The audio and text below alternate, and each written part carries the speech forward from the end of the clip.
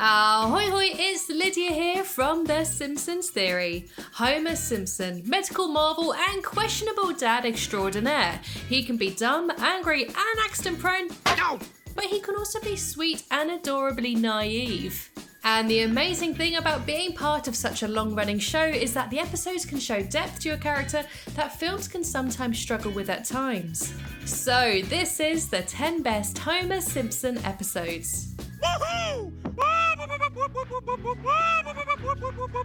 So for this video, I have asked LS Mark to help me out with this list because over on his channel, he posted a giant video which ranks every single Simpsons episode ever. Yep, that's me, the guy who made a 6-hour video watching and reviewing every single Simpsons episode. Wasn't fun. Number 10, Homer's Odyssey. So to refresh your minds back to 1990, before I was even born, the episode starts with Bart on a school trip to the nuclear power plant. When he waves at his dad in a proud, "Look at my daddy" moment, Homer drives into a cooling vent. He's fired and so searches fruitlessly for a brand new job. After being repeatedly rejected and feeling like a failure, he writes a goodbye note to his family and decides to commit suicide by attaching a boulder to himself and jumping off a bridge. In their desperate rush to save him, his family are almost killed as a consequence. This sparks something in Homer's mind and he decides that something must be done to stop this happening again. Therefore, he begins a public safety crusade by placing warning signs and speed bumps throughout town. He now has purpose in life, to protect his family and the people of Springfield. But he will not be content until he takes down the big one, the nuclear power plant. Homer rallies the people to his cause, and they protest in front of the power plant. So to end things, Mr. Burns offers him his position as the safety inspector. Stuck between his self-appointed role as the neighborhood hero and being able to provide for his family, Homer reluctantly accepts the job offer. This episode shows that the early Simpsons weren't afraid to confront darker storylines, which was a brave move seeing as this was the 3rd episode ever. Also, this was actually the first Simpsons script to ever be completed, which shows that the Simpsons creators wanted to show vulnerability in such a relevant way. To place their main character in such a way was a ballsy move, and differentiated it from cartoons that made the protagonists unshakable super beings, thus allowing us to realize that these could be as adult as real action dramas and sitcoms. It's poignant in these early episodes that the Simpsons are just an ordinary family. They can sink to lows like anyone else. They showed early on that they could tackle different themes seriously, while also making the episode entertaining and fun, which is intelligently balanced. It's also pretty funny to see how far his character has come, from caring deeply about public safety to not taking his job seriously as the power plant safety inspector, almost causing the town to blow up on several occasions. And despite its serious subject matter, there are a few laughs to be had. Notably, we get the first prank call to Moe, which is a pretty classic one. Hey everybody, I pee freely. Number 9, Homer Badman. When Homer and Marge go to a candy convention, they hire Ashley Grant to babysit the kids, and while at the convention, Marge is forced to smuggle in candy in an oversized coat. This scene always reminds me of the time I used to go to the cinema with my mum. She would absolutely stuff all of our pockets with sweets, candy, drinks, burgers, you named it, she's got it. I did feel a bit bad about the usher, but I'm sure we've all done it. Anyway, back to the convention, Homer finds the most exquisite candy he's ever seen. It's the rarest gummy of them all, the gummy Venus de Milo. When Marge's overflowing candy concealer bursts, he uses the opportunity to steal the candy Milo. When they reach home, Homer offers to drive the babysitter back. And when she's about to leave the car, he notices the emerald gummy stuck to her behind and attempts to peel it off. Ashley misinterprets this as sexual harassment. So she gathers all of her mates and Springfieldians and forms a mob protesting against him and harasses him at home and at work. However, when good old groundskeeper Willie shows footage that shows that Homer's innocent, they finally stop the crusade against him. Now, this episode is interesting because it touches on various themes including cancel culture and fake news, which are just as relevant today as they were in 1994, if not more so. Homer is made public enemy number 1, and there is constant anti-Homer propaganda played on TV, such as 24-hour surveillance on their house, a dramatized movie, and a manipulated interview. Get back! Mr. Simpson, no! Dramatization may not have happened. And while absolutely hilarious, it's very common within the mainstream media. It showed that anyone could be made to look bad with the right editing. And what's even more ironic is by the end of the episode, Homer buys into the theory that Willie, the one person who proved he was innocent, is a pervert. thus showing that Homer hasn't learned his lesson at all and can believe absolutely everything. I haven't learned a thing. Number 8. One fish, two fish, blowfish, blue fish.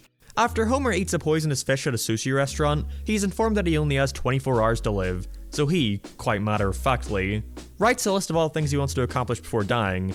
These include playing ball with his old man, spending one more time with Bart, and listening to Lisa play the sax.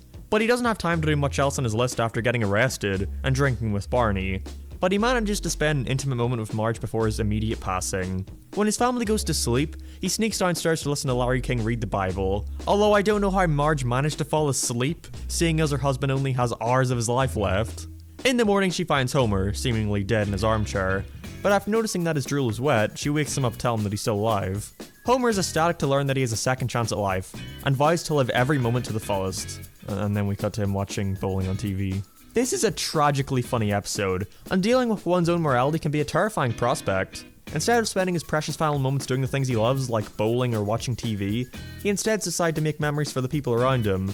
Homer shares some life lessons with Bart, appreciating Lisa's music, listening to Marge's poem, and saying goodbye to each one of his sleeping children is so tragically sweet. Goodbye, Maggie. Stay as sweet as you are. But The Simpsons, like always, somehow balances equal parts sad with funny. There's some real laugh out loud moments here, like when Homer goes through the 5 stages of grief in 10 seconds. Another hilarious moment is when Homer shouts at his boss, not realizing that he has to face the repercussions for his actions tomorrow.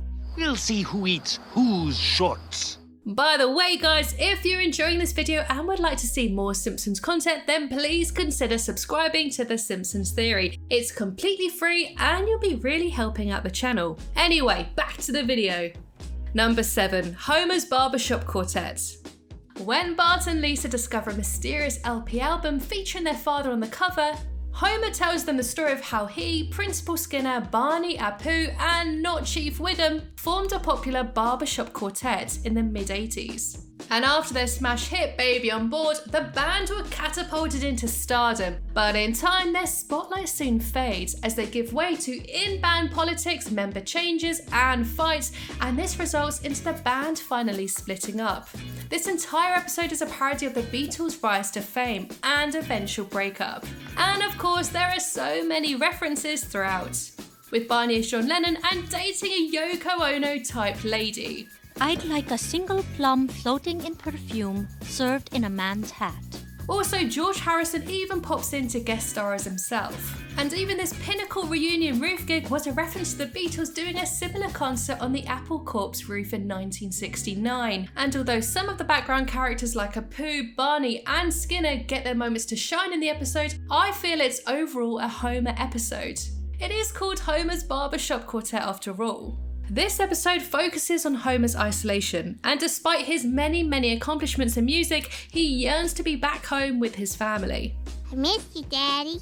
I miss you too, honey. And although previous flashback episodes dealt with Homer and Marge, it was fun to see the backstory of one of Homer's adventures by himself, struggling to balance being a world-famous musician with being a husband and a father. And not to mention that Baby on Board is a super fun, catchy song. Number 6, Homer the Great. When Homer notices that Carl and Lenny are receiving special privileges at work, he investigates and learns that they are part of an ancient secret society known as the Stonecutters. Homer tries to join but is told that the only way to get in is to save a feller Stonecutter's life, or be related to a Stonecutter. When Homer finds out that Grandpa is a member, he is reluctantly admitted. At first everything is great, he gets his plumbing quickly fixed, given access to swanky shortcuts to work, and attends large banquets. But when Homer accidentally destroys the ancient parchment, he's banished from the Stonecutters. However, when they discover a birthmark in the shape of their emblem on his bottom, he is crowned as their new leader. However, after Homer tries to use the Stonecutters for good to help out the local community, the other members have had enough and leave to form a new group, called the No Homers Club. Everything about this episode is great, from Patrick Stewart's stoic performance as number 1, to the foot-tapping We Do song. It's just an overall really funny episode that parodies other secret societies like the Freemasons, and the Stonecutters is really just an excuse for members to get drunk and goof off. Like everyone, Homer has insecurities about being left out. All he wants in life is to belong. Although many people in the world crave power and leadership, Homer does not. He doesn't enjoy being put in a pedestal or pandered to. He just wants to be equal, one of the boys, be part of the group that accepts him. And although he is once again excluded at the end of the episode, I like the message that he already is part of a pretty exclusive group with his family. Number 5, Homer the Heretic. When Homer refuses to get out of his nice warm bed for church on Sunday, Marge and the kids go without him. I'm just a big toasty cinnamon bun. Which is exactly how I felt when I was pretending to be sick to get off school. After reluctantly leaving his warm bed, Homer finds that he has a lot of spare time, space, and freedom to do exactly what he wants. So he's had so much fun, he vows never to attend church ever again, and Marge is pretty pissed that her husband has renounced Sunday service. And Homer is steadfast in his decision, which God even supports eventually. But all good things must come to a close, and while the family are out on church on a Sunday, Homer accidentally sets fire to the whole house, and it's Neddy that saves the day. Fearing it was all due to a vengeful God, Reverend Lovejoy points out that God was actually working in the hearts of Homer's friends, despite their different faiths, encouraging Homer to give church another go and do his Christian duty, which is sleeping throughout the whole service. Homer's quest to forgo church and celebrate his faith in his own way is a really fun insight. Unfortunately, as he always does, he goes a bit too far by indulging in the 7 deadly sins with lust, gluttony, sloth, and pride. Everyone is stupid except me. And I think The Simpsons is one of those rare shows that circulate episodes around serious subjects like religion and can make it not only poignant and questionable, but also hilarious. And it's very easy to take The Simpsons animation for granted sometimes, but the art style in this episode is absolutely fantastic. From the scene of God breaking off the roof of the house with ease in an almost heavenly motion, to the raging flames when the house ignites. With Neddy hauling Homer around the hellish firehouse, timbers falling, and of course, Neddy's amazing acrobatic flips. Is there anything that guy can't do? Now, one thing about this episode that I find a bit odd is Marge's behaviour, and I think it showed her in a side that was a bit problematic. When Homer tells her that he won't be going to church anymore, she threatens him by saying, Unless you change, I'll have to tell them their father is, well, wicked. I know Marge states that she's concerned for his eternal soul, but wicked is a pretty strong word. And accusing her own loving husband of being an evil person seems a little bit out of character. And quite frankly, I think the way that she's trying to turn her children against her father, or threatening to, is quite manipulative. I don't know, maybe I'm just seeing this far too deeply. Let me know your thoughts in the comments below. Number 4, Mother Simpson. Now, I was debating on whether or not you would count this as a Homer episode or a Mona Simpson episode, but as Homer is integral to the plot, this counts surely. In the episode, we finally get to meet Homer's long-lost mother, who he presumed was dead. In the 60s, she joined a political advocates group and detonated an antibiotic bomb inside Mr. Burns' lab. This infused Mr. Burns' revenge for Mona, which would never die.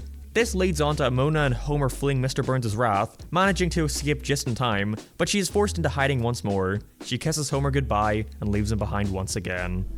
The final shot of Homer looking up at the night sky is one of the most emotional moments in the show's history. It makes me tear up every time I watch it. Homer had been living with the mystery of why his mother abandoned him for most of his life, and my heart breaks when Homer asks, Then why did she leave me? There's almost a childlike innocence to him during this entire episode, and combined with the scene of him looking into the vastness of the sky in an empty desert, it can only make us imagine how a child would have felt in a similar position. By growing up with the cold, distant father, and not the tender love of his mother, this had a severe impact on him, and we can see this effect with how he is with his own kids, and his relationship with Abe. Number 3, You Only Move Twice. In this episode, Homer is given a job by the Globex Corporation. This is where we meet the legend, Mr. Scorpio. Call me Hank.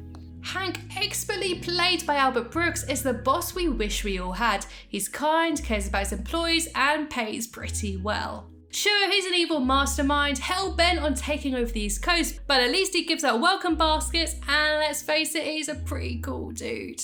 Homer loves his job and comes up with excellent ideas like getting his whole team hammocks. Why didn't I think of that? Hammocks. But his family are less impressed. Marge is stuck inside in a self-cleaning house, Lisa finds that she's allergic to everything, and Bart is put in a special class in school. They beg to Homer and tell him that they want to go back to Springfield. So, putting his family first, Homer reluctantly leaves his perfect new life behind by quitting the best job ever. But like in the last one I talked about, I think all of these problems could have been solved with a little help from the family. Let's face it, Lisa just needs to get allergy tablets and should definitely stop sniffing everything in sight. And to be honest, Bart probably needs some extra tuition, seeing as he can barely read at the age of 10. I don't think going back to Springfield Elementary is going to help him by any means. And Marge needs to get a life, find a hobby or get a job for Christ's sake. Better yet, grab a hammock and enjoy the lovely lakes of Cypress Creek. This is one of the earliest episodes that jumps the shark, with an outlandish James Bond inspired plot, but I don't care, I think it's one of the greatest Simpsons episodes ever. From Homer's complete obliviousness to what's going on around him, or the unforgettable and hilarious performance by Albert Brooks, it really is one of the most perfect episodes despite its zany premise. So not only does this episode really display the hilarity of The Simpsons, it also shows that Homer has to sacrifice his happiness for the greater good. And although they may not seem like big issues in the grand scheme of things, he realises his family must come first, because as Hank beautifully puts it, it's the little things that make up life. And besides, at least he got the Denver Broncos. Number 2, and Maggie makes 3. This episode opens up with the Simpsons looking through the family album. When Lisa asks why there are no photos of Maggie, Homer explains why in a flashback to 1993. After receiving a paycheck clearing him of all his debts, Homer quits, while playing the bongo and burns his melon. He then takes a dream job at the bowling alley, and loves his new carefree life. But after some snuggle time, Marge gets pregnant, and although Homer is oblivious to this fact for some months, but when he eventually finds out, he realizes that his bowling salary won't cover 3 kids. So Homer quits his dream job and comes crawling back to Burns to ask for his job back. A large plaque is placed on the wall that reads, "Don't forget, you're here forever," in an awfully soul-crushing moment. When we cut back to the present, the kids don't understand what this story has to do with Maggie's missing baby pictures. Homer says the photos are where he needs them the most. We see that he has made a collage of her photos, obscuring the plaque, so it reads, "Do it for her." But just like a few other episodes I mentioned, Homer had to once again abandon his own dreams and happiness for the sake of his family. The reaction of Homer going from being unimpressed and unhappy to meeting Maggie for the first time is such an emotional, escalating moment. And the final shot of Maggie's photos around Homer's workstation is forever etched into people's minds. Despite his ogreish buffoonery, we can sometimes forget about his loving side, and it's episodes like this that remind us just how sensitive, humble, and generous Homer is. And of course, we have some very honourable mentions that include Deep Space Homer, The Mysterious Voyage of Homer, and Homer at the Bat. All really fantastic Homer episodes. And finally, at number 1, we have Last Exit to Springfield. So yes, this is the episode where Lisa needs braces. So when Mr. Burns cuts employee benefits like dental plan, Homer steps up and becomes a union leader, leading a strike against the power plant in order to get their benefits back. And I have to say, this is one of the funniest episodes ever to exist. From Homer having a pencil in his crack to Mr. Burns manically laughing before falling out of his helicopter. Oh! All topped off with a... And then there's that brilliant scene of Mr. Burns and Smithers frolicking around the power plant, creating 2-headed dogs and running away from their super loyal robots. And although there are a lot of Mr. Burns and Smithers moments, this is ultimately a Homer episode. This sees him once again getting the people to rally around his cause and rise up against Mr. Burns. He puts his career on the line to fight for his fellow workers' rights and goes toe to toe with his very intimidating boss. Also, this episode has some really killer pop culture references sprinkled throughout.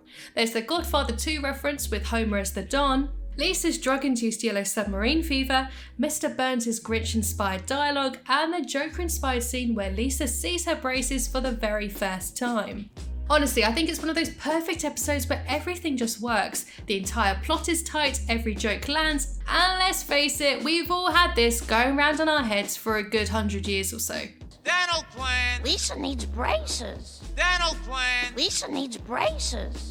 So guys, I wanted to do this list to show that the greatest character episodes don't necessarily have to be heavily deep or self-reflective. Sometimes just seeing a character at their absolute prime is enough to land The Last Exit to Springfield as one of the best Homer Simpsons episodes. Woohoo!